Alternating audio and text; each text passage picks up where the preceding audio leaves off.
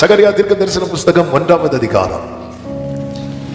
அதிகாரம் அதனுடைய 14வது வசனத்தை வாசிக்க கேட்கலாம். சகரியா 1:14. அப்பொழுது என்னுடைய பேசின தூதன் என்னை நோக்கி, சேனைகளின் கர்த்தர் உரைக்கிறது என்னவென்றால், நான் எருசலேமுக்காகவும் சீயோனுக்காகவும் மகா வைராக்கியம் கொண்டிருக்கிறேன். கரங்களை உயர்த்தி ஒரு விசை கூட ஹல்லேலூயா. நான் எருசலேமுக்காகவும் சீயோனுக்காகவும் மகா வைராக்கியம் கொண்டிருக்கிறேன். ஆமென். எருசலேமின் நிலைமை, தேவனால் தெரிந்தெடுக்கப்பட்ட சீயோனுடைய நிலைமை இப்பொழுது மிகவும் நெருக்கத்துக்குட்பட்டு இருக்கிறது. அந்த நெருக்கத்துக்குட்பட்டிருக்கிற நிலைமையை பார்த்து கர்த்தர் தம்முடைய வார்த்தையை தம்முடைய இருதயத்திலிருந்து வெளிப்படுத்தினதை இங்கே பார்க்க முடியும். மகா வைராக்கியம் கொண்டிருக்கிறேன் என்று சொல்லுகிற வார்த்தைக்கு ஒரு மொழிபெயர்ப்பில் இப்படி கொடுக்கப்பட்டிருக்கிறது: My love for Jerusalem and Mount Zion is passionate and strong என்று கொடுக்கப்பட்டிருக்கிறது. இந்த எருசலேம் மேல, இந்த சீயோன் மேல நான் ஒரு அன்பு வச்சிருக்கிறேன் பாரு. அந்த அன்பு ரொம்ப உறுதியானது, நேச வைராக்கியம். இது ஆண்டவர் சொல்றார், மகா வைராக்கியம் கொண்டிருக்கிறேன். எனவேதான் லேவியராகமம் 26வது அதிகாரம் அதனுடைய 11வது வசனத்துல கர்த்தர் மோசேயை கொண்டு சொல்லுகிறார், என் ஆத்துமா உங்களை அரோசிப்பதில்லை. My soul will not reject you என்று சொல்லுகிறார். அதாவது சில நேரத்தில் கோபத்துல நான் வந்து கடிந்து கொள்ளுகிறேன், என் முகத்தை திருப்புறேன். அப்படி இருந்தாலும் என் மனசு இருக்குல்ல, அது வந்து உன்னை தள்ள மாட்டேங்குது அப்படிங்கிறார். தேவனுடைய அன்பை வந்து உண்மையிலேயே அதை அதை அதை விவரிக்க முடியாது, அதை வர்ணிக்கவே முடியாது. ஆமென். அதனாலதான் நேற்று காலை வாக்குத்தத்த ஆராதனையில எப்படி ஒரு வார்த்தை ஆண்டவர் சொல்ல வைத்தார்.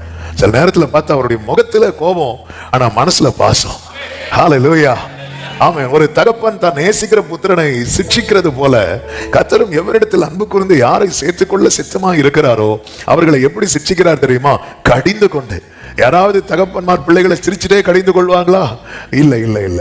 ஆமாம், அவங்க அந்த டைம் அவங்க ஃபேஸ்ல காண்பிக்கிற கோபத்தை பார்த்தீங்கன்னா உண்மையில அந்த கோபம் மனசுல இருக்காது, மனம் முழுவதும் அது பாசத்தால நிறைந்திருக்கிறது. எனவே தான் இதை கண்ட தாவீது சொல்லுகிறான், அவருடைய கோபம் ஒரு நிமிஷம், அவருடைய தயவோ நீடிய வாழ்வு.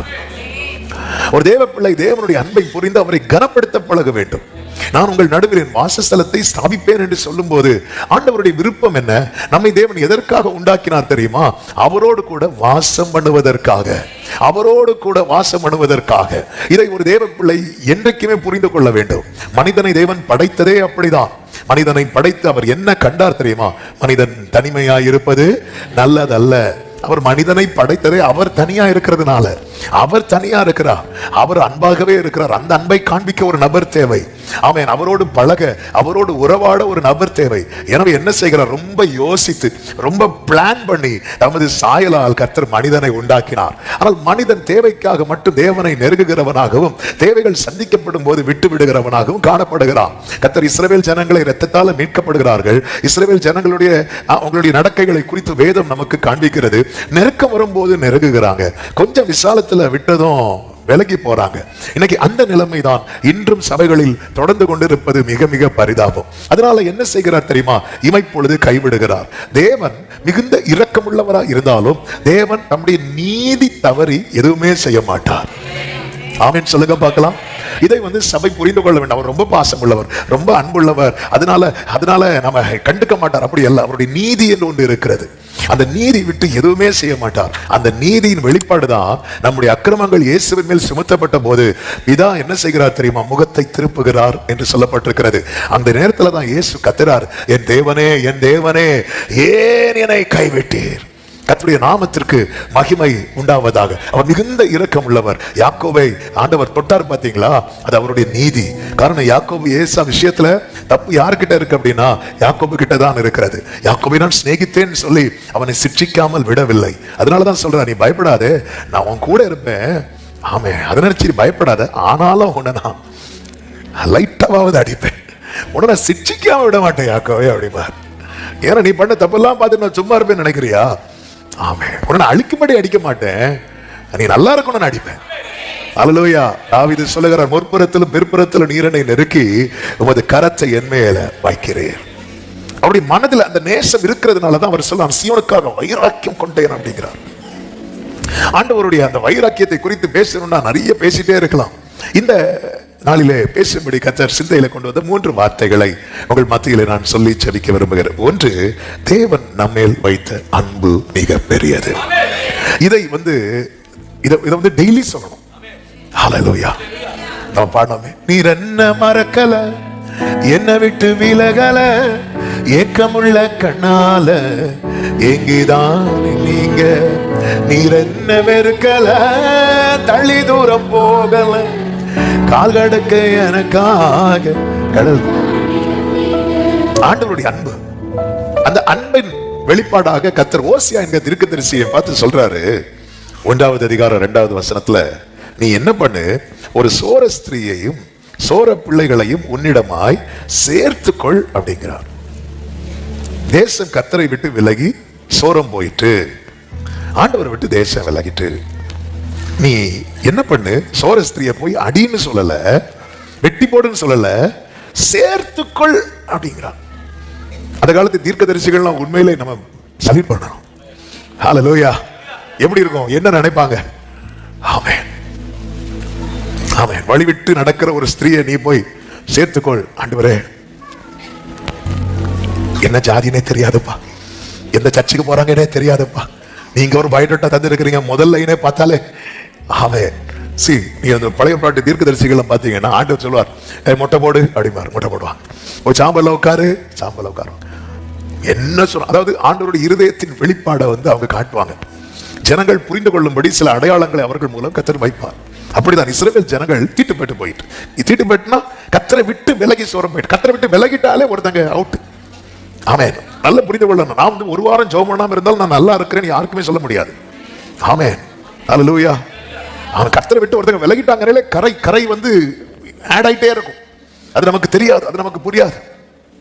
கொஞ்சம் நம்ம என்னதான் நீட்டா ட்ரெஸ் எல்லாம் துவச்சு அயன் பண்ணி சும்மா அப்படி வெளியே போயிட்டு வரதுக்குள்ளேயே காலர்லாம் அழுக்காயிருக்குல்ல. அப்படிப்பட்ட பொல்லாப்பு நிறைந்த ஒரு உலகத்துல தான் இருக்கிறோம். அவனுடைய வாழ்க்கை என்பது. இவர் என்ன பண்றான், கர்த்தர் சொன்னதும் 3வது வசனத்தில் சொல்லப்பட்டிருக்கிறது, அவன் போய் திப்லாயிமின் குமாரத்தி ஆகிய கோமேரை சேர்த்து கொண்டான் என்று சொல்லப்பட்டிருக்கிறது. கோமேர் அப்படிங்கிற ஒரு ஸ்திரீயை போய் விவாகம் பண்ணுகிறான். இவள் யார் அப்படின்னா சோர ஸ்திரீ, வழிவிட்டு நடக்கிறவள். விவாகம் பண்ணுகிறான். 3 பிள்ளைகள் பிறக்கிறார்கள். 3 பிள்ளைகள் பிறந்ததுக்கு அப்புறமும் இவளுடைய லைஃப் ஸ்டைல் எப்படிதான் இருக்கு அப்படின்னா, பாவம் செய்கிறவளாய் தான் தொடர்ந்து கொண்டே இருக்கிறாள். 2வது அதிகாரம் அதனுடைய 2வது வசனத்தை வாசியுங்கள். உங்கள் தாயுடைய வழக்காடுங்கள், எனக்கு மனைவியும் அல்ல, நான் அவளுக்கு புருஷனும் அல்ல, அவள் தன் வேசித்தனங்களை. இது கோபத்தின் வெளிப்பாடு. அவ பண்ற செயலை பார்த்து அவள் தன் வேசித்தனங்களை, தன் முகத்தின் என்றும் தன் விபச்சாரங்களை தனங்களின் நடுவில் நின்று விலக்கி போட கடவுள். நல்ல கவனமா கேளுங்க. போய் மனைவியாக்கி கொள்ளுகிறான் ஓசியா.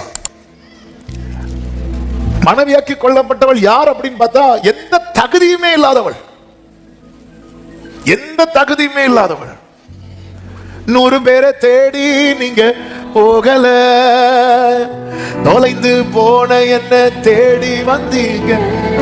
தகுதி உள்ள 99 ஆடுகள் இருக்கிறது. நம்ம என்ன நினைக்கிறது தெரியுமா, அவருக்கு வேற ஆளே இல்ல 99 லிஸ்ட்ல இருக்கு. அதை விட்டுட்டு இத ஒன்ன தேடி வரார். தேடி வந்து சேர்த்து கொண்டதே பெரிய கிருபை. நானும் நீங்களும் அப்படிப்பட்ட பயங்கரமான குழியிலும் பாவ சேற்றிலும் இருந்து தூக்கி எடுக்கப்பட்டிருக்கிறோம். தேவன் கிருபையாய் நம்மை சேர்த்து கொண்டார். எப்படிப்பட்டவங்களும் இயேசுவினிடத்தில் வரலாம். அந்த அன்பு அவ்வளவு பெரியது.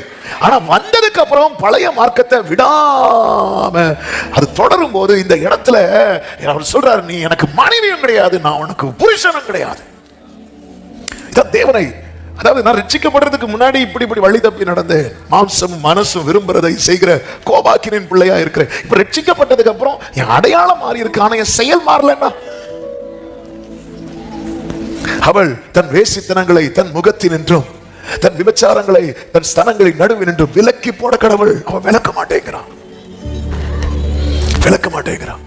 நான் ரட்சிக்கப்படுவதற்கு முன்னே, நான் தேவனோடு உடன்படிக்கை செய்வதற்கு முன்னே நான் இப்படி இருந்தேன், இப்படி நடந்தேன். ரட்சிக்கப்பட்ட பிறகும் ஆமென். இங்க பாருங்க, 3 பிள்ளைகள் பிறக்கிறாங்க. அதுக்கு பிற்பாடும் இவள் தன்னுடைய செயலை மாற்றவில்லை. இவள் பழைய வாழ்க்கையை நோக்கிதான் பயணித்துக் கொண்டே இருக்கிறாள். இன்னைக்கு ஞாயிற்றுக்கிழமை என்னதும் நல்ல ட்ரெஸ் பண்ணி தேவ சமூகத்தில் வருகிறோம். திங்கட்கிழமை முதல் சனிக்கிழமை வரை கால் போன போக்கிலும் மனம் போன போக்கிலும் வாழ்கிற நிலைமை இது எதை காண்பிக்கிறது தெரியுமா? நாம் அந்த உறவை கனப்படுத்தவில்லை என்று காண்பிக்கிறது. தேவ தயவை பாடினோமே, உண்மையிலே அந்த தயவை கனப்படுத்துகிறவர்கள் ராஜாவோடு நித்த பந்தியில் இருப்பார்கள். அவர்கள் விலக மாட்டார்கள், விட்டுவிட மாட்டார்கள். ஹல்லேலூயா. ஒரு தேவ பிள்ளை புரிந்து கொள்ள வேண்டும், நான் யாரு, அவர் யாரு.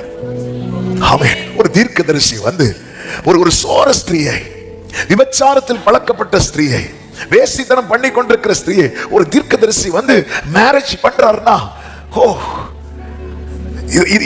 இது வந்து இது எவ்வளவு மனசு இறங்கி இருக்கணும். அந்த மனசுல எந்த அளவுக்கு இரக்கம் இருந்திருக்க வேண்டும். நாம் இருக்கிற நிலைமை என்ன, அவர் இருக்கிற நிலைமை என்ன? நாம யாரு?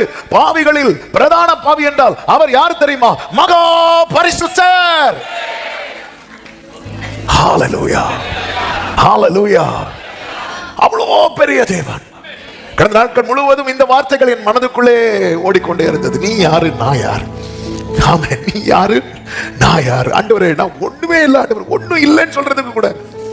ஆமென், ஆமென். ஆண்டவர் காண்பித்து கொடுக்கிறார் பாருங்க. அந்த 2வது அதிகாரத்துல ஆண்டவர் என்ன பண்றார் தெரியுமா? அந்த கோபத்துல எல்லா டோரையும் அடைக்கிறார். உறவு கட் ஆகுதுனாலே எல்லா டோரும் க்ளோஸ் ஆகுதுன்னு அர்த்தம். ஆமென் சொல்லுங்க பார்க்கலாம். தேவனோடு உள்ள உறவு துண்டிக்கப்படுகிறது என்றால் உன் வாழ்க்கையில திறக்கப்பட்டிருக்கிற கதவுகள் ஒவ்வொன்றாய் அடைக்கப்பட போகிறது என்று அர்த்தம். ஆமென். இந்த உறவை விட்டுட்டு, ஹல்லேலூயா. அதே நேரத்தில் நம்முடைய வாழ்க்கையில அனுகூல கதவுகள் அடைக்கப்பட்டுன்னு வைங்களேன், நமக்கு நிறைய உறவுகள் இருப்பாங்க தெரியுமா? அந்த உறவுகள் எல்லாம் அதுக்கப்புறம் காணாது. இதுதான் ஓசியார். இங்க பாரு, நீ சோர ஸ்திரியா இருந்த, உன்னை யாருமே தேடி வர மாட்டாங்க. நீ இந்த தெருவில் வாரேனாலே வீட்டுக்குள்ள போய் கதவு போட்டுவாங்க. அப்படிப்பட்ட உன்னை நான் தேடி வந்தேன். தேடி வந்தது மட்டும் அல்ல, உன்னை நான் எனக்கு சொந்தமாக்கி கொண்டேன். நீ என் கூட தான் இருந்த, என் கூட இருந்துட்டே. நான் இல்லாம நீ தப்பு பண்ண ஒரு காலத்துல, இப்போ என்னுடையவளாய் மாறின பிறகும் நீ அதே பாவத்தை தொடர்ந்து கொண்டு இருக்கிறாய் அல்லவா? ஆமென். எப்பவுமே இந்த பாவத்தில் ஒருவன் தொடருகிறான் என்றால் அவன் தேவனோடு உள்ள உறவுல தொடர முடியாது. ஆமென். பாவத்தில் தொடருகிறவனுக்கு தேவனோடு உள்ள உறவில் தொடரவே முடியாது. துன்மார்க்க ஜீவனம் பண்ண விரும்பினான் இளைய குமாரன். அவனுக்கு ஒரு தகப்பன் இருந்தும் தகப்பனோடு உள்ள உறவில் தொடர முடியவில்லை. ஆமென். பாவத்தில் இருக்கிறவர்களுக்கு தேவனோடு உள்ள உறவில் தொடர முடியாது. சொல்லலாம். எத்தனை புருஷ மனைவிகள் இருக்கிறாங்க தெரியுமா? ஒருவருக்கு ஒருவர் பேசாம.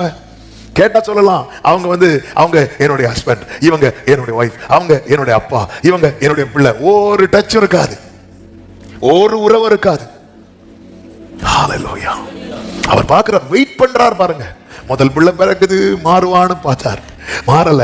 2வது பிள்ளை பிறக்குது, மாறுவான்னு பார்த்தார், மாறல. 3வது பிள்ளை பிறக்குது, மாறுவான்னு. ஒவ்வொரு நன்மையும் செய்யும் போதும், ஒவ்வொரு நன்மை நம்முடைய வாழ்க்கையில நடப்பிக்கும் போதும் இப்போது மாறுவான். ஒவ்வொரு வருடம் நம்முடைய ஆயுசுல கூட்டி தரும் போதும் இந்த வருஷமாவது மாறுவான், இந்த மாசமாவது மாறுவான். இப்படி அவர் பார்த்து ஆமென். எரேமியாவை கொண்டு கர்த்தர் சொல்லுகிறார், நான் பொறுத்து இளைத்து போனேன் என்று கர்த்தர் சொல்லுகிறார்.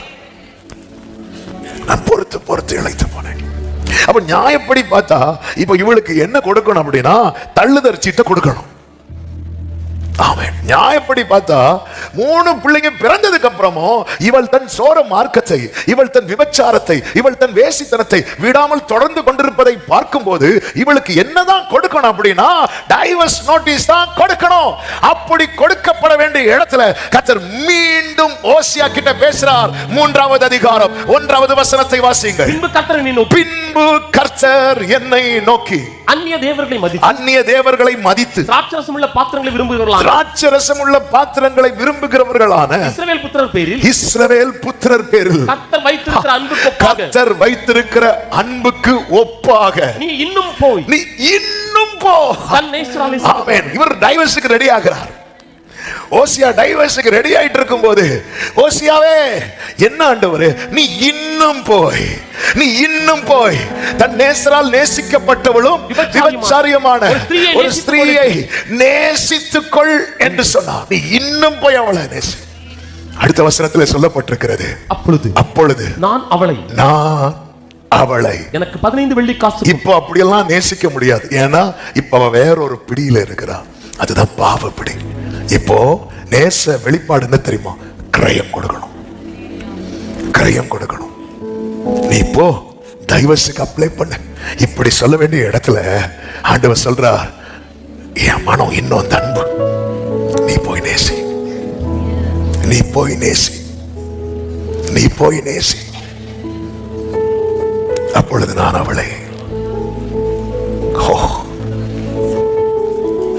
ஓசியாவே, ஓசியா தேவ சமூகத்தில் இருக்கிறவன், கோமேர் பாவத்தின் விளிம்பில் நிற்கிறவன். எப்படி கனெக்ட் ஆச்சு?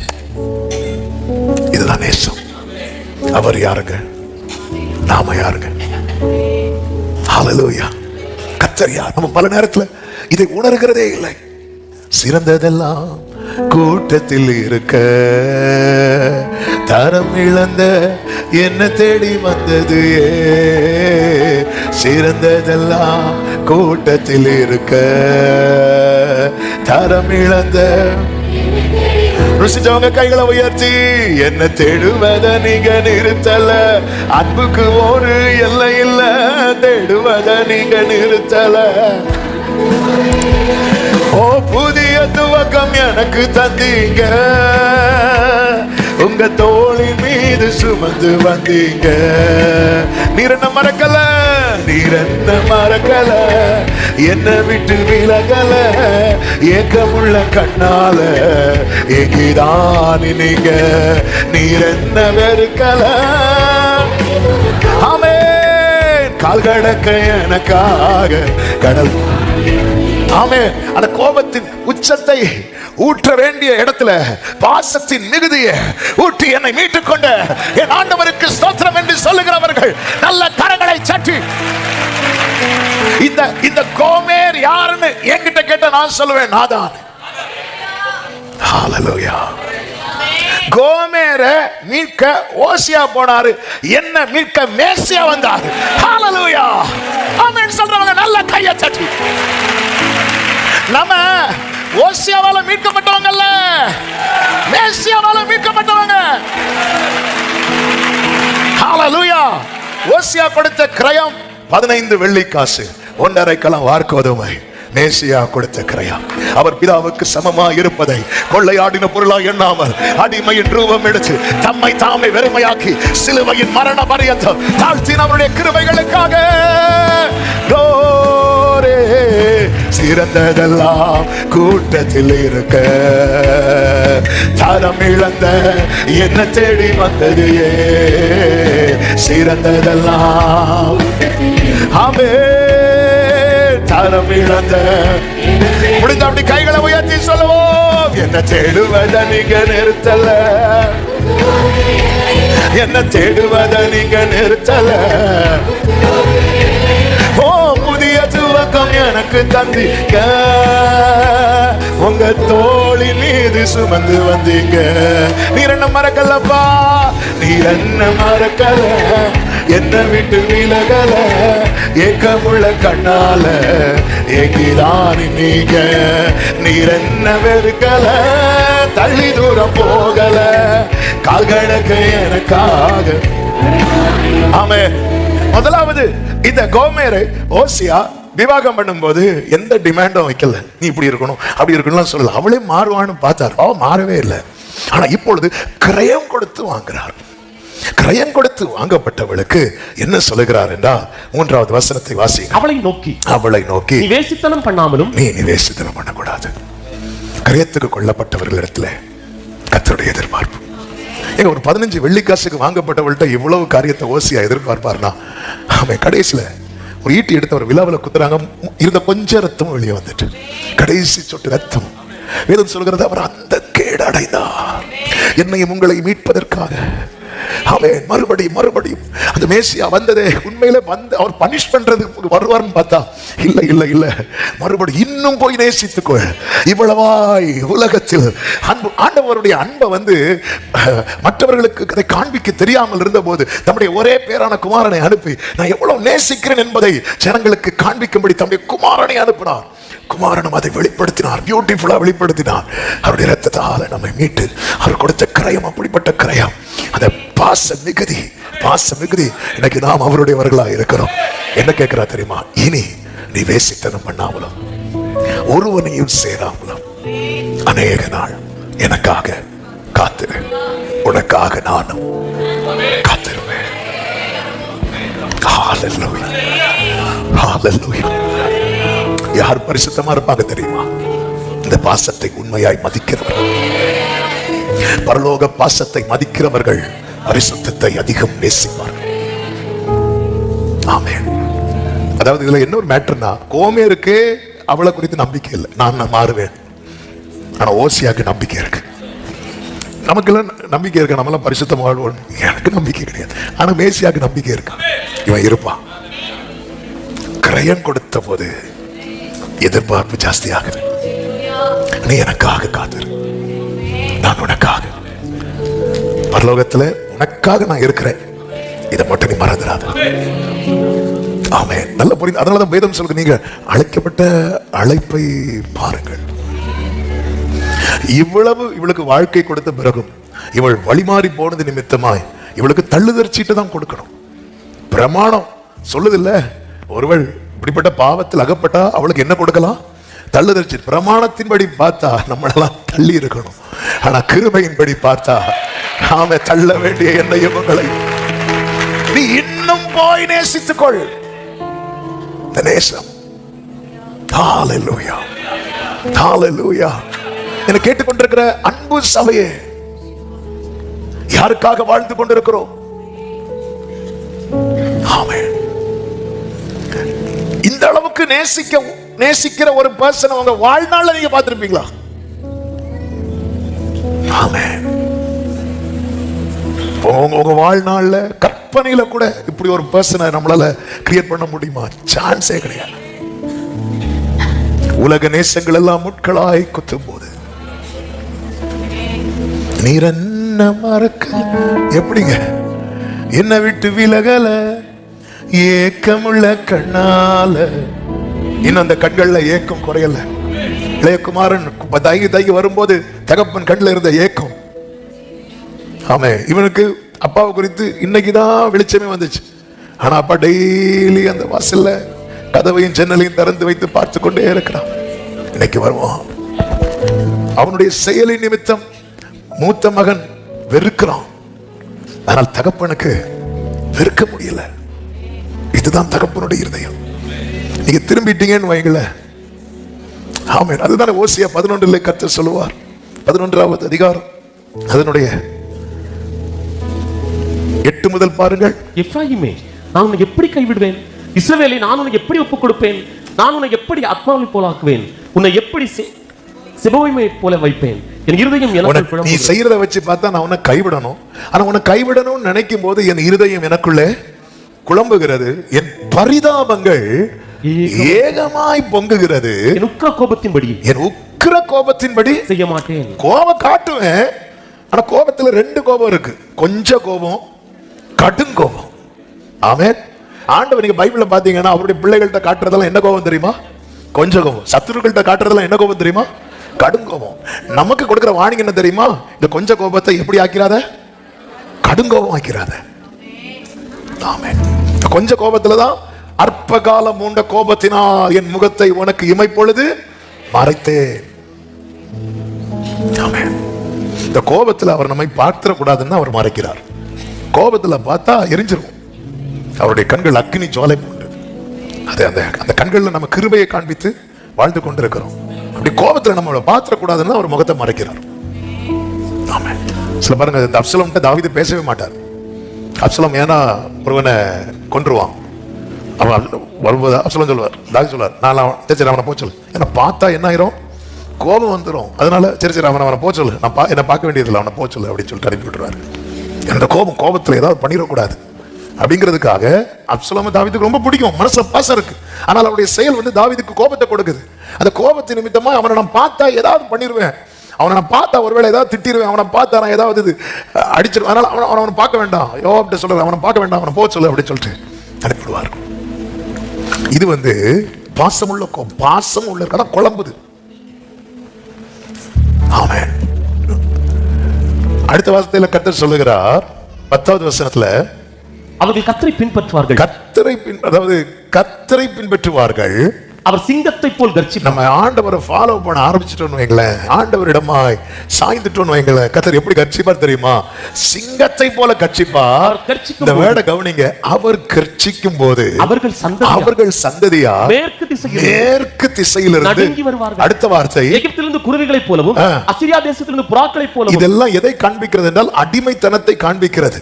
கர்த்தர் சொல்றது என்னன்னா, நீ மட்டும் என் பக்கம் வந்துட்டேன்னா உன் தலைமுறை எந்த கட்டில இருந்தாலும் எந்த அடிமைத்தனத்துல இருந்தாலும் கர்த்தர் பரத்திலிருந்து போடுகிற ஒரு சத்தம் அவங்களை கொண்டு வரும். ஆமென். ஆமென். நம்மை சார்ந்தவர்கள் அடிமைத்தனத்துல இருக்கிறாங்கன்னா அதுக்கு உத்தரவாதம் யார்கிட்ட இருக்கு தெரியுமா?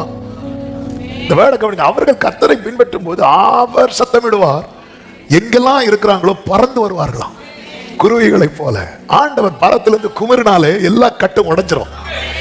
அவர் அமைதியா இருக்கிறார். ஏன் அமைதியா இருக்கிறார்னா நம்ம அவரை கோபப்படுத்தி கொண்டு இருக்கிறோம், அவருடைய அன்பை உள்வாங்குகிறது இல்லை. நாம் கிரயத்துக்கு கொல்லப்பட்டவர்கள் அல்லவா?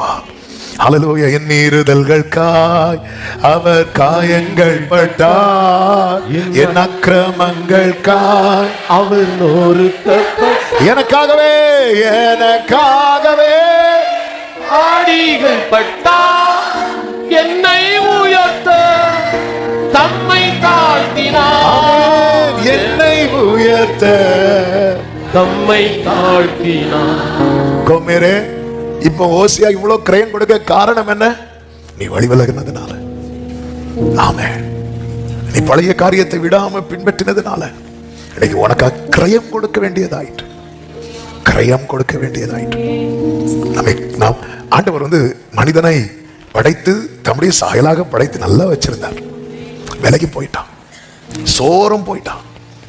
ஆனால் அந்த நேசத்தை பாத்தீங்களா? லூசிஃபரை தள்ளுனது போல இவனை தள்ளுறதுக்கு எவ்வளவு நேரம் தான். இல்லைன்னா அந்த திட்டத்தை வந்து கலைச்சிட்டு வேற புதுசா இன்னொரு ஃப்ரெஷ், அவர் தான் யோசனையில் பெரியவர் செயல்களில் வல்லவராச்சே, வேற ஃப்ரெஷ்ஷா இன்னொரு பிளானை ஆண்டவர் வந்து நடப்பிக்க எவ்வளவு நேரம் தான் ஆகும்? நம்ம கிட்ட அப்படி ஒரு ஆப்ஷன் இருக்குன்னு வைங்களேன். எத்தனை காரியத்தை நம்ம வந்து சில வீடு கட்டுவாங்க, இது நல்லா இல்லைன்னு இடிச்சிட்டு வேற கட்டுவாங்க, இது மொத்தத்திலே வேண்டாம்னு சொல்லி வித்துட்டு போய் வேற வாங்குவாங்க. இப்படி என்னெல்லாம் ஆப்ஷன் நம்மளே வச்சிருக்கிறோம். ஆண்டவர் இந்த மனுஷன் தப்பு பண்ணிட்டான், வேண்டாமா நம்ம வேற புதுசா உருவாக்கும், ஃப்ரெஷ்ஷா உருவாக்கும். அப்படி ஆண்டவர் செய்ய வேண்டியதானே? இந்த ஆதாமை அழிச்சிட்டு நோவா காலத்துல ஜனங்க தப்பு பண்ணும்போது எல்லாரையும் அழிச்சார்ல, அதே போல இந்த 2 பேரை அழிக்கிறது, அவ்வளவு ஆயிரக்கணக்கான ஜனங்களை அழிச்ச ஆண்டவருக்கு 2 பேரை அழிக்கிறதுக்கு எவ்வளவு நேரம் தான் வேணும்? அந்த பாம்பை வச்சே கொத்த வச்சிருக்கலாமே. இப்பதான் எழும்புறீங்க சிலர், பாம்பா 2 பேரை வச்சு அழிக்கிறதுக்கு எவ்வளவு நேரம் தான் ஆகும்? எவ்வளவு. ஆனா ஆண்டவர் பாருங்க, அந்த இடத்துல அந்த நேசத்தை காண்பிப்பது அடையாளமாக அதுக்கு ஒரு கிரயத்தை தீர்மானிக்கிறார். அந்த கிரயம் தான் என் ஆண்டவராகிய இயேசு கிறிஸ்து. 2வது சொல்ல விரும்புகிற வார்த்தை, இது நேரம் இல்ல, அந்த முதல் பாயிண்டே நிறைய பேசணும்னு உண்டு, டைம் இல்ல. இங்கே சகரியா 1வது அதிகாரம் அதனுடைய 8வது வசனத்திலே சொல்லப்பட்டிருக்கிறது. இதோ இன்று ராத்திரி சிவப்பு குதிரையின் மேல் ஏறி இருந்த ஒரு புருஷனை கண்டே, அவர் பள்ளத்தாக்கில் இருக்கிற மிருது செடிகளுக்குள்ளே நின்றார். ஆமென். நான் கிறிஸ்துவோடு சம்பந்தப்படுத்தி இந்த வார்த்தைகளை சொல்லும்படி விரும்புகிறேன். இதே 1வது அதிகாரத்துல சகரியாவுக்கு 8வது மாதத்தில் கர்த்தருடைய வார்த்தை உண்டாகிறது என்று 1வது வசனத்திலே சொல்லப்பட்டிருக்கிறது. 8வது மாதத்தில் உண்டான வார்த்தையே கர்த்தருடைய கோபத்தை காண்பிக்கிறது. கர்த்தர் உங்கள் பிதாக்களின் மேல் கடும் கோபமாயிருந்தார் என்று சொல்லப்பட்டிருக்கிறது. இது 8வது மாதத்தில் உண்டான வார்த்தை. ஆமென். அவ்வளவுதான். எவ்வாறு அன்னைக்கு பிதாக்கள் அப்படி பண்ணாங்க, தீர்க்கதரிசிகள் சொன்ன வார்த்தையை கேட்கல, அதனால என்னாச்சு? அவங்களுக்கு என்னெல்லாம் இவங்களை அழிப்பேன்னு சொன்னாரோ அது எல்லாம் பலித்ததே அப்படி சொல்லிட்டு 8வது மாதத்தில் அந்த கோப வெளிப்பாடு வந்து சகரியா மூலம் உரைக்கப்படுகிறது. அதன் பிறகு 11வது மாதம் 7வது வசனத்தை வாசிங்கள். தரியு அரசாண்ட 2ஆம் வருஷம் சேபாத் மாதமாகிய 11ஆம் மாதம் 11ஆம் மாதம். இன்னைக்கு காலையில் இந்த வார்த்தையை பார்க்கும்போது ரொம்ப சந்தோஷமாயிட்டு. ஹல்லேலூயா. கர்த்தர் 11ஆம் மாசம் தான் பேசிட்டே இருக்கிறார். ஆமென். ஹல்லேலூயா. அவருடைய கோபத்துல பேசிட்டு அதுக்கப்புறம் ஆண்டவரால இருக்க முடியல. இந்த பிள்ளைங்களை கோபத்துல அடிச்சிட்டு அதுக்கப்புறம் யார் ரொம்ப ஃபீல் பண்ணுவாங்க தெரியுமா? பிள்ளைங்க பெற்றோர் முன்னாடி ஓன் அழுதுட்டு வெளியே போய் விளையாடிட்டு இருக்கோம். ஆனா ஐயோ இப்படி பண்ணிட்டோமே. ஆமென். ஆனா சில பிள்ளைங்களுக்கு எல்லாம் என்னன்னா, எங்க அப்பா என்ன அடிக்க மாட்டாரா அப்படின்னு. ஏன்னா அடிச்ச ஐஸ்கிரீம் அடிச்சு ஏதாவது கோபப்பட்டா அவ்வளவுதான். ஆமென். சில ஏதாவது கோபத்துல ஜாஃபியை திட்டேன்னா அவருடைய ஃபேஸ் அப்படி வச்சுட்டு, சரி போட்டுமா வா நம்ம ஐஸ்கிரீம் சாப்பிடலாம், எனக்கு இப்போ வேண்டாம் கொஞ்சம் கழிச்சு போதும். அதனால சில பிள்ளைங்களுக்கு என்னன்னா ஏதாவது கோபப்பட மாட்டாங்க. ஆமென். 8ஆம் மாதத்துல அப்படி அவர் பேசும் பிதாக்களை பாரு, ஒருத்தரை விட்டு வைக்கல. அப்படி ஒரு கோபத்துல பேசிட்டு 11வது மாதத்துல மறுபடியும் வார்த்தை உண்டாகிறது. அந்த வார்த்தை உண்டாகும் போது ஒரு காட்சி, அந்த காட்சி தான் மிருது செடிகளுக்கு இடையிலே ஒரு புருஷன் நிற்கிறார். இந்த மிருது செடி என்பது ஆவிக்குரிய கண்ணோட்டத்தில் சொல்ல விரும்புகிறேன். இது எதை காண்பிக்கிறது என்றால் இஸ்ரவேல் ஜனங்கள். ஒன்று, அவருடைய ஜனத்தை காண்பிக்கிறது. சிறுமை, நெருக்கம், இது நடுவிலே அவருடைய ஜனத்தோடு கூட யார் நிற்கிறார் தெரியுமா? ஒரு புருஷன் நிற்கிறார். ஆமென். இந்த காலை வேளையில என கேட்கிற ஒவ்வொருவருக்கும் சொல்லுகிற நற்செய்தி என்ன தெரியுமா? நீ நடப்பது தண்ணீர், நீ நடப்பது அக்கினி, ஆனால் நீ தனியாக இல்லை. உன்னோடு கூட உனக்காக ஒரு கர்த்தர் நிற்கிறார். நல்ல கரங்களை தட்டி ஆமென் சொல்லுங்க பார்க்கலாம். நமக்காக நிற்கும் இயேசு, நமக்காக நிற்கும் இயேசு. எல்லாரும் வலது கரத்தை உயர்த்தி சொல்லுங்க, எனக்காக நிற்கும் இயேசு, எனக்காக நிற்கும் இயேசு, எனக்காக நிற்கும் இயேசு. அவர் நிற்கிறார். இந்த மிருது செடி என்பது ஒரு நம்பிக்கையை கொடுக்கிறது. முச்செடிக்கு பதிலாக தேவதார் விருட்சம், காஞ்சோரிக்கு பதிலாக மிருது செடி முளைக்கும். அது கர்த்தருக்கு கீர்த்தியாகவும் நிர்மூலமாகாத. அப்ப இது ஒரு ரெஸ்டரேஷனை காண்பிக்கிறது. அவர் மறுபடியும் மறுபடியும் மறுபடியும் கட்டி எழுப்புவார், மறுபடியும் புதுப்பிக்க போகிறார். நல்ல கரங்களை சாட்டி ஓ ஜீசஸ். மிருது செடிகளுக்கு நடுவில் ஒரு புருஷன் நிற்கிறார். 8வது மாதத்திலே கோபத்தின் வெளிப்பாடு வந்தது உண்மைதான். இந்த 11வது மாதத்திலே சபையே உனக்கு ஒரு ரெஸ்டரேஷன், உனக்கு ஒரு ரெஸ்டரேஷன் இருக்கிறது.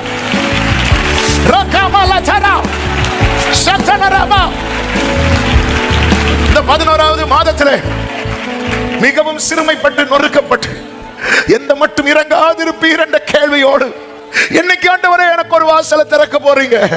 இதோ மிருது செடிகளுக்கு நடுவில்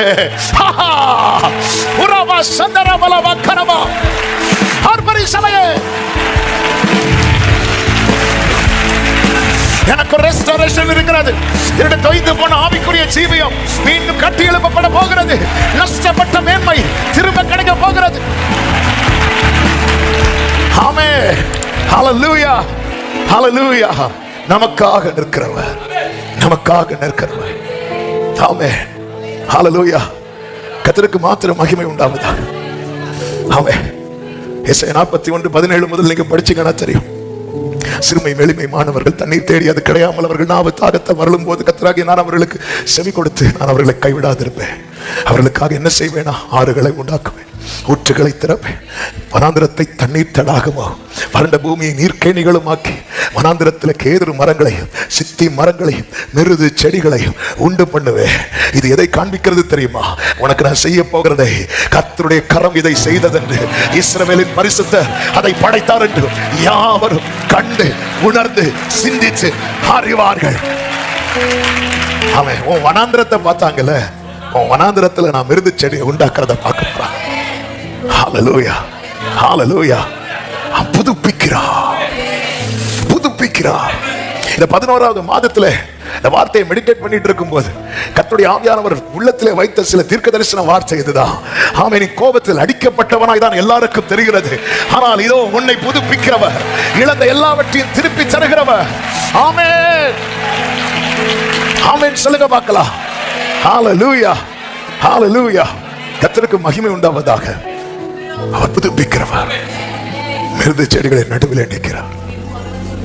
ஆமென். என்ன ஒரு நம்பிக்கை. ஹல்லேலூயா. ஆண்டவரே, நான் நிற்பது முட்களுக்குள்ள, நீங்க நிற்கிறது மிருது செடிகளுக்குள்ள. இதை நான் எப்படி ஆண்டவரை பார்க்கிறதுக்கு? நீ நிக்கிற பாரு, இது உன்னுடைய பிரசன்ட். நான் நிக்கிறேன் பாரு, இது உன்னுடைய ஃபியூச்சர். ஹல்லேலூயா. இது உன்னுடைய ஃபியூச்சர். அதனாலதான் இயேசுவை நோக்கி, இயேசுவை நோக்கி fix your eyes on Jesus. இயேசுவை நோக்கி அவர் நிற்கிறார், எனக்காய் நிற்கிறார். அவர் என்ன பண்ணுகிறார் பாருங்கள். அங்கே 4 காரியங்களை பார்க்க முடியும். ஒன்று, விசாரிக்கிறார். விசாரிக்கிறார். ஹல்லேலூயா. விசாரிக்கிறார். 11வது வசனத்தை பாருங்கள். பின்பு அவர்கள் மிருது செடிகளுக்குள்ளே நின்ற கர்த்தருடைய தூதனை நோக்கி, நாங்கள் பூமியெங்கும், அதாவது சிவப்பு மங்கின நிறம் உள்ள வெண்மையான குதிரைகள் அவருக்கு பின்னாக இருக்கிறது. அவைகள் வந்து இவரை நோக்கி என்ன சொல்லுகிறது?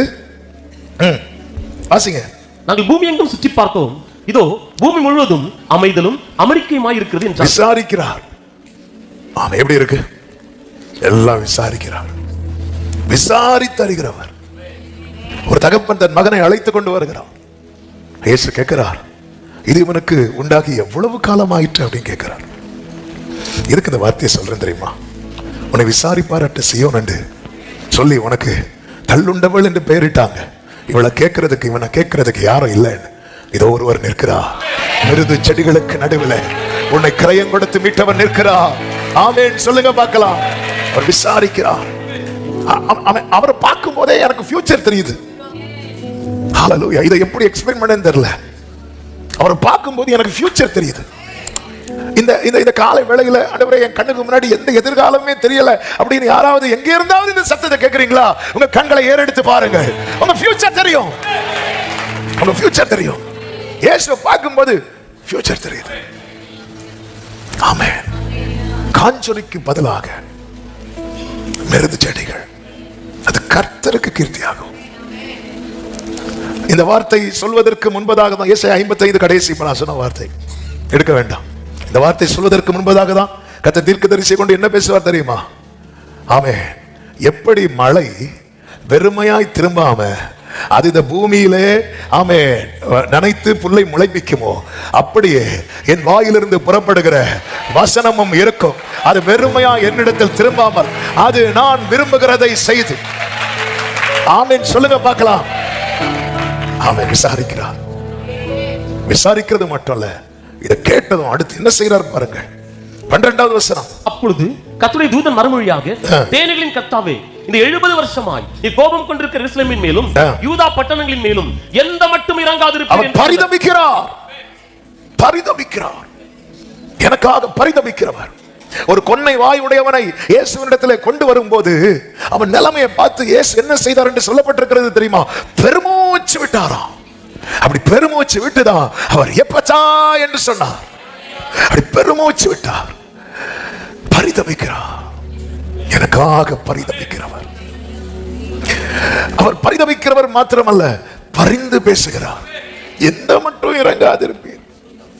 பிதாவின் வலது பாரிசத்தில் நாம் இந்த ஆராதனை ஆரம்பத்திலேயே அதைதானே பாடினோம். நாதன் வலப்புறத்தில் நாதன் நீரேழைக்காய், தாதன் வலப்புறத்தில் நாதன் நீரேழைக்காய், பாதம் வேண்டியே நிற்கும் பாகியனே, பொன்னின் பாதம் வேண்டியே நிற்கும் பாகியனே. எந்த மட்டும், அதாவது நல்ல கேளுங்க, நான் கேட்டாலே பிதா செய்வேன் அப்படின்னு சொல்லியிருக்கிறார். என் நாமத்தினால நீங்கள் எதை கேட்டாலும் நான் செய்வேன் அப்படின்னு தானே ஆண்டவர் சொல்லியிருக்கிறார்.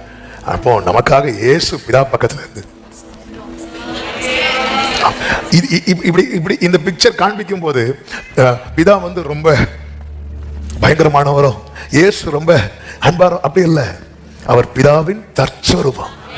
எனக்கு பிதாவை பார்த்து என்னால புரிந்து கொள்ள முடியவில்லை அவருடைய அன்பை. நான் இயேசுவை பார்க்கும்போது புரிந்து கொண்டேன் அவருடைய அன்பை. எனவேதான் மார்பில் சாய்ந்திருந்தவன் எழுதி வைக்கிறார், தேவன் அன்பாகவே இருக்கிறார். மோசையால இப்படி எழுதி வைக்க முடியல. ஆமென். மோசை பட்சிக்கிற அக்னின்னு எழுதி வச்சுட்டார்.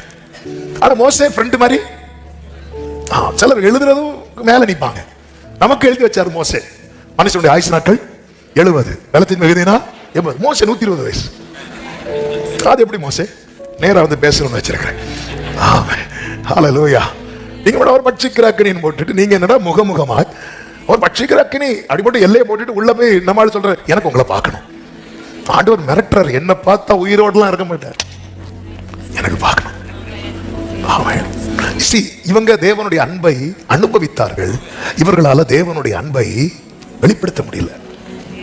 அப்பதான் இயேசு என்ன பண்ற தம்முடைய ஒரே பேரான குமாரன் அவர் மார்பில் ஒருவன் சாய்ந்து இருக்கிறான். இயேசு சொல்ற, என்னை கண்டவன் பிதாவை காண்கிறான். எழுதுறான், தேவன் அன்பாகவே இருக்கிறான்.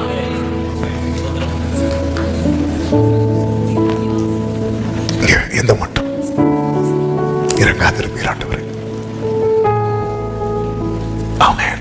அப்பதான் அப்படி கேட்டவருக்கு பிரதியுத்தரமாக கர்த்தர் சொன்ன வார்த்தை என்ன? அப்பொழுது கர்த்தர் என்னோட பேசின தூதனுக்கு நல் வார்த்தைகளையும் ஆறுதலான வார்த்தைகளையும் பிரதியுத்தரமாக சொன்னார். அப்போ என்னை குறித்து இயேசு பிதாவின் இடத்துல பரிந்து பேசும்போது எனக்கான வார்த்தைகள் எல்லாம் யாருக்கு சொல்லப்படுகிறது? இயேசுவுக்கு. இதுதான் பவுல் சொல்லுகிறார், வாக்குத்தத்தங்கள் கிறிஸ்துவுக்குள்ளே ஆம் என்றும் ஆமேன் என்றும் இருக்கிறது. என் ஃபியூச்சர் யார்கிட்ட இருக்கு தெரியுமா? மிருது செடிகளுக்கு நடுவிலே இருக்கிற சொல்லிட்டு தான் சொல்றார், நான் எருசலேமுக்காக மகா வைராக்கியம். ஒரு தகப்பன் துடிக்கிறார். இந்த தகப்பனுடைய துடிப்பு தான் எது வரைக்கும் பரலோகமே துடிக்குது. எருசலேமே, தேவனால் தெரிந்தெடுக்கப்பட்ட சியோனே, உன் நிலைமையை பார்த்து பரலோகம் துடிக்கிறது. நல் வார்த்தைகள். அப்பொழுது என்னோட பேசின தூதன் என்னை நோக்கி, ஆமென். 13வது வசனம். அப்பொழுது கர்த்தர் என்னோட பேசின தூதனுக்கு நல் வார்த்தைகளையும் ஆறுதலான வார்த்தைகளையும் அப்படியே உள்ள பாத்தீங்கன்னா, ஜீசஸ் இந்த பூமியில இறங்கி மனுஷகுமாரனாய் வரும்போது நீங்க கவனிச்சீங்கன்னா தெரியும், ஒவ்வொருத்தரை பார்க்க ஃபியூச்சரை சொல்லிட்டே இருப்பார். அப்படி சொல்லிட்டே இருப்பார். அப்படி பார்த்து சொல்லுவார். பேதுருவை பார்த்ததும் கேபா அப்படின்பார், ஏன்னா உள்ள இருக்கு. ஹல்லேலூயா. அப்ப என்ன பார்த்து இயேசு ஒரு வார்த்தையை சொல்லுகிறார் என்றால் அது என் ஃபியூச்சர். மிருது செடிகளுக்குள்ளே நிற்கிறாரே, என்னுடைய எதிர்காலமே இயேசுதான். என் எதிர்பார்ப்பு நீங்க தானே, வேறு யாரிடம் செல்வேன் மட்டும் நடத்தினீரே, உம்மையே. ஆமென். நீ எங்க நிக்கிற? நான் உங்களுக்குள்ள நிக்கிறேன். அவர் எங்க நிற்கிறார்? அவர் மிருது செடிகளுக்குள்ளே நிற்கிறார். எதை இது காண்பிக்கிறது? இன்றைக்கு நான் இருப்பது அல்ல, நாளைக்கு நான் இருக்க போகிறது. நாளைக்கு நான் இருக்க போகிறதை இன்றை எனக்கு வெளிப்படுத்தின இந்த 11ஆம் மாதம் எனக்கு வெளிப்படுத்தின என் தேவனுக்கு ஸ்தோத்திரம் என்று சொல்லுகிறவர்கள், இந்த வார்த்தை எனக்கான தீர்க்க தரிசனம் என்று நம்புகிறவர்கள் நல்ல கரங்களை சாட்டி ஆமென் என்று சொல்லி, ஹல்லேலூயா, ஹல்லேலூயா. கர்த்தருக்கு மகிமை உண்டாவதாக. நமக்காக பரிந்து பேசுகிற மத்தியஸ்தர் ஒருவரே. ஆமே. அந்த ரோலை வேற யாருமே எடுக்கவே முடியாது. அதனால யார்கிட்டயாவது போய் எங்களுக்காக வேண்டிக் கொள்ளும். அவங்களுக்காக வேண்டிட்டு இருக்கிறான். எங்களுக்காக வேண்டிக் கொள்ளும். இப்படிலாம் போய் நிக்காதீங்க, ஒரு யூஸும் கிடையாது. வேதம் சொல்லுகிறது மத்தியஸ்தர் ஒருவரே, அவர் வேற யாரும் அல்ல, மனுஷகுமாரனா இந்த பூமியில இறங்கி வந்த நம் ஆண்டவராகிய இயேசு கிறிஸ்து. ஆமென் சொல்லுங்க பார்க்கலாம். தாதன் பலபுரத்தில் நாதன் நீர், தாதன் பலபுரத்தில் நாதன் நீர், ஏழைக்காய் பாதம் வேண்டியே நிற்கும் பாக்கியனே, பொன்னின் பாதம் வேண்டியே நிற்கும் பாக்கியனே. ஆண்டவர் நம்மிடத்தில் எதிர்பார்க்கிற ஒரு காரியத்தை சொல்லி நான் ஜெபிக்க விரும்புகிறேன். சகரியா 1:3. ஆகையால் நீ அவர்களை நோக்கி சேனைகளின் கர்த்தர் உரைக்கிறது என்னவென்றால், 2 வாசிங்க. கர்த்தர் உங்கள் பிதாக்களின் மேல் கடும் கோபமாய் இருந்தார். அதாவது என்ன சொல்ல விரும்புகிறார்னா, உங்க முன்னாடி அழிந்து போனாங்கல்ல, அதே மாதிரி நீ அழிஞ்சிடக்கூடாது. இதுதான் கர்த்தருடைய விருப்பம். ஆமென். அத தோற்று போனவங்க லிஸ்ட்ல தெரிந்தெடுக்கப்பட்ட சீயோன் இருக்கக்கூடாது. ஆமென். உங்க இருதயத்துல ஒரு விஷயம் கை வச்சு, ஆண்டவரே, தோற்று போனவங்க கூட்டத்துல நான் இருக்கக்கூடாதப்பா, தோற்று போனவங்க கூட்டத்துல நான் இருக்கக்கூடாது ஆண்டவரே, எனக்கு இது ஒண்ணும் வேணும்பா. தோற்று போனவங்க கூட்டத்துல அவன் இது வேற யாரையும் புறஜாதிகளை சொல்லல, பிதாக்களை சொல்றாங்க. ஆமே, இது நம்ம வாழ்க்கையில ஃபுல்லா இந்த சில ஜெபங்கள் வந்து இருந்துட்டே இருக்கணும்.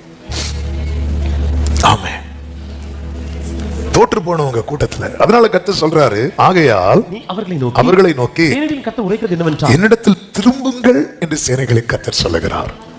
அப்பொழுது நான் உங்களிடத்துக்கு திரும்புவேன்.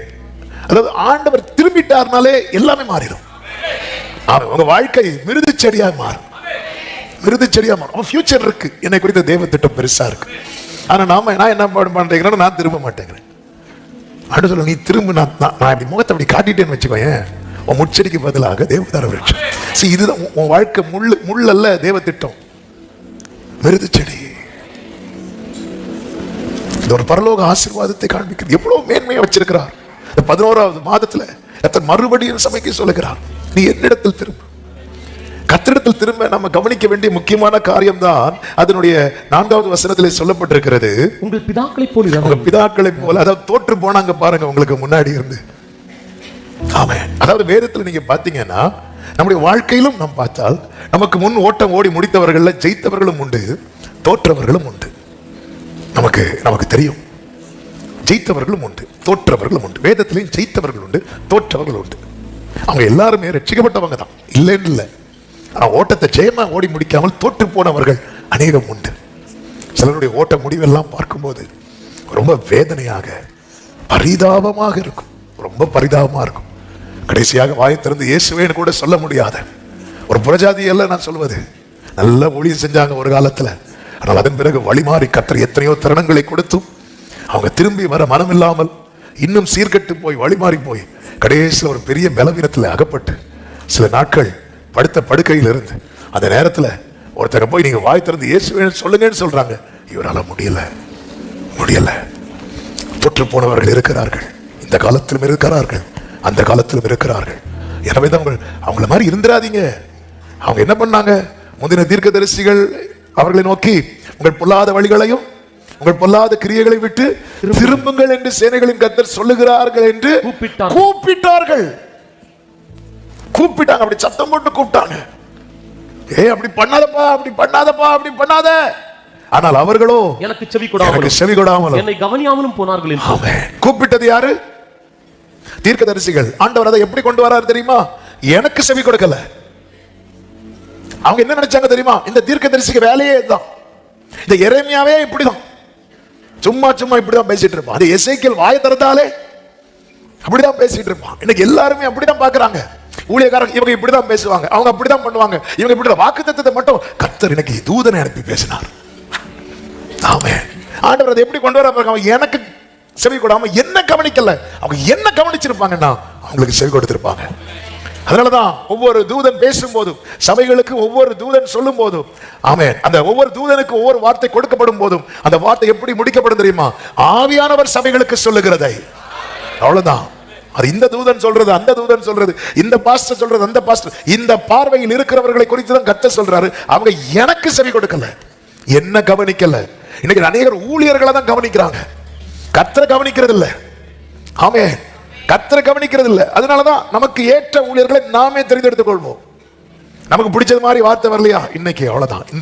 இன்னைக்கு இங்க ஆவி இல்ல, சேனலை மாத்து, அங்க ஆவி, அடப்பாவி. ஆண்டவர் சொல்ல, நீ என்ன கவனிக்கல. நல்ல கவனிங்க. நம்முடைய போக்கஸ் கர்த்தர் மேலதான் இருக்கணும். அவ்வளவு வெளிப்பாடு தூதன் யாருக்கு கொடுக்கிறாருன்னா யோவானுக்கு கொடுக்கிறார். எல்லா சத்தியத்தை அறிந்த பிறகும் ரொம்ப நேரம் தூதன் பேசுறதுனால யோவான், சார் வணக்கம் அப்படின்னு கும்பிட போனார். கொஞ்சம் முன்னாடிதான் சாத்தான் தள்ளப்பட்டதெல்லாம் உன்கிட்ட பேசிட்டு இருந்தேன், நீ என்னையே தள்ளிடுவோம் போல இருக்கு. இந்த காலில் விழுறவங்கள்ட்ட ரொம்ப கேர்ஃபுல்லா இருக்கும். எப்போ நீ என்னையே தூக்கிடுவோம் போல இருக்கு, வேண்டாம்பா, விட்டுரு, நான் நல்லா இருக்கிறது உனக்கு பிடிக்கலையா? சீஷர்கள்ட்ட. அதனால தானே இயேசு சொல்வார், எல்லாரும் புகழும் போது உங்களுக்கு ஐயோ. அதனாலே 4 பேரை சுத்தி வச்சிருப்பார். நம்ம ஜோமணி அவங்கள விரட்டுவோம், அவங்கள விரட்டக்கூடாது. அவங்களுக்கு எல்லாம் நல்ல ஃபுட் எல்லாம் வாங்கி கொடுத்து இருங்க அவங்களாம் வச்சிருக்கணும். ஆமென், ஹல்லேலூயா. நீ என்ன கவனிக்கல, பொல்லாத வழிகள் கிரியைகள். இந்த 2 வார்த்தை சொல்லுங்க. வழிகள், அதை சொல்ல மாட்டீங்களா? வழிகள் கிரியைகள் சொல்லுங்க. இது ரொம்ப முக்கியம். நம்ம வார்த்தையோடு நிறுத்திடுறோம். ஆண்டவரே, பரலோகத்தில் உம்மை தவிர எங்களுக்கு யார் உண்டு? உலகத்தில் உம்மை தவிர வேறு விருப்பம் இல்லை ஆண்டவரே. சிஸ்டர், அந்த வாட்ச் எங்க வாங்குனீங்க? அப்படிமா வார்த்தையோடு நிறுத்திடுவோம். வார்த்தையோடு நிறுத்திடுவோம். இல்ல, வழிகள் கிரியைகள். 40 நாள் ஃபாஸ்டிங் இருந்த ஒரு தேசம் உண்டு. எந்த தேசம்? சத்தமா சொல்லுங்க. நினைவே பட்டணத்தார். அந்த நினைவே பட்டணத்தார் ஃபாஸ்டிங் இருந்து தண்ணி கூட குடிக்காம அவங்க ஃபாஸ்டிங் போட்டது இல்லாம மிருகங்களுக்கும் ஃபாஸ்டிங் போட்டாங்க. எப்படி இருந்திருக்கும்? ஃபாஸ்டிங் முடிஞ்ச பிறகு அந்த ஆடு மாடுகள் தான் இவங்களுடைய. இந்த ஆடு மாடு நினைச்சிருக்கும், நீ பண்ண தப்புக்கு இதான் பாத்தீங்களா, மனுஷன் எவ்வளவு மோசமானவன். மனுஷன் பண்ண தப்புக்கு இந்த மிருக ஜீவன்களும் அடி வாங்குது. ஏன் அப்படின்னா, தேவன் மிருக ஜீவன்கள் எல்லாம் படைச்சதே யாருக்கு தெரியுமா? மனுஷனுக்காக. அதனாலதான் அழிக்கணும்னு நினைக்கும் போது மொத்தமா அழிச்சிட்டார். ஒரு குடும்பத்தை காப்பாற்றணும்னு தீர்மானிச்சுட்டார். அந்த குடும்பம் காப்பாற்றப்பட்டதுனால ஒவ்வொரு ஜோடு மிருக ஜீவன்கள் காப்பாற்றப்பட்டது. அவர்கள் காப்பாற்றப்படலைன்னா அதுவும் போயிருந்திருக்கும். ஆமென். ஆனால் இன்னைக்கு பாருங்க, நம்ம ஒரு மனுஷனுக்காக போராடுறாங்களோ இல்லையோ, நாய்க்காக எல்லாம் போராடுவாங்க. மனுஷனெல்லாம் மதிக்கிறதே கிடையாது. மனுஷனுக்காக யாராவது போராடுறாங்களான்னு பார்த்தா இல்ல. ஆனா யாருக்கு இல்லாமோ எதுக்கெல்லாமோ போராடிட்டு இருப்பாங்க. ஆமென். கர்த்தர் படைத்ததே இங்க பாருங்க. இந்த ஜனங்கள் 40 days ஃபாஸ்டிங் இருந்தாங்கல்ல, கர்த்தர் அவர்கள் அழுகையை கேட்டு, கர்த்தர் அவர்கள் ஜெபத்தினுடைய அந்த பிரேயர் பாயிண்ட்ஸை பார்த்து, அதுவும் சிலர் ஆண்டவரேன்னு சொல்றதை பார்த்து, அப்படியெல்லாம் பைபிள் இல்ல. யோனா 3வது அதிகாரம் அதனுடைய 10வது வசனத்திலே சொல்லப்பட்டிருக்கிறது, பொல்லாத வழியை விட்டு திரும்பினார்கள், அவர்கள் தங்கள் பொல்லாத வழியை விட்டு திரும்பினார்கள் என்று தேவன் அவர்களுடைய கிரியைகளை பார்த்து நான் என்னதான் ஒயிட் அண்ட் ஒயிட் போட்டு ஊழியம் செஞ்சாலும் அப்படி பார்ப்பார். கிரியைகளை அப்படி பார்ப்பார். என்னுடைய பாஸ்டையும் பார்ப்பார், என்னுடைய ஃபியூச்சரையும் பார்ப்பார். இவன் எப்படி நாளைக்கு தான் பண்ண போறான் அவர் பார்த்து. அதனாலதான் இன்னைக்கு அநேகருடைய புலம்பல் என்னன்னா, நான் எவ்வளவு கேட்டு பார்த்துட்டேன் brother. Okay sister, okay brother, நீங்க கேட்டு பார்த்தீங்களே, உங்களை மாத்தி பார்த்தீங்களா? எவ்வளவு நாங்க கேட்டு பார்த்தோம், நிறைய கேட்டு பார்த்தீங்களே, நீங்க உங்களை மாத்தி பார்த்தீங்களா? நாங்க வேணா ஆண்டவரை மாத்தோம். நீங்க உங்களை மாற்றி நாங்க எவ்வளவு இதுக்கு மேல எனக்கு ஜெபம் பண்ணதுக்கு முடியாது. இதுக்கு மேல நான் உபவாசித்து பார்த்தாச்சு, ஆல் நைட் எல்லாம் நீங்க நல்லா ஜெபம் பண்ணி பார்த்தீங்க, ரைட்டு. உங்களை மாத்தி பார்த்தீங்களா? ஆமென். அப்படி ஒரு சப்ஜெக்டே நமக்கு தலைக்கு ஏற மாட்டேங்குது இல்ல? ஆமென். வழிகளை பார்த்து நல்லா புரிந்து கொள்ளுங்கள். there is a future. உங்களுக்கு ஃபியூச்சர் இருக்கு. ஆனா நீ திரும்பணும். அந்த புருஷன் அன்னைக்கு திரும்ப எல்லா வழிகளை அடைத்த போது அவள் சொன்ன வார்த்தை அதுதான், நான் என் முந்தின புருஷன் இடத்துக்கு போவேன், இப்பொழுது இருக்கிறதை பார்க்கலாம், அப்பொழுது நலமாக இருக்கும். கண்களை மூடி வலது கரத்தை வார்த்தைக்கு எதிராக இடது கரத்தை இருந்ததில், ஆண்டவரே, தள்ளப்பட வேண்டிய என்னை மீண்டும் அன்பு வைத்து தேடி வந்தீங்க, தெரிந்து கொண்டீங்க, உம்மிடமாய் திரும்புகிறோம். ஆவியானவரே, நீர் எங்களை செவையான வழியில் நடத்துவீராக.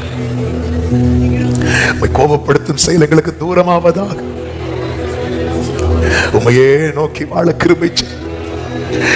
எனக்கு நீ எந்த எதிர்காலம் இல்லைங்கிற நிலையில தான் வந்தேன்.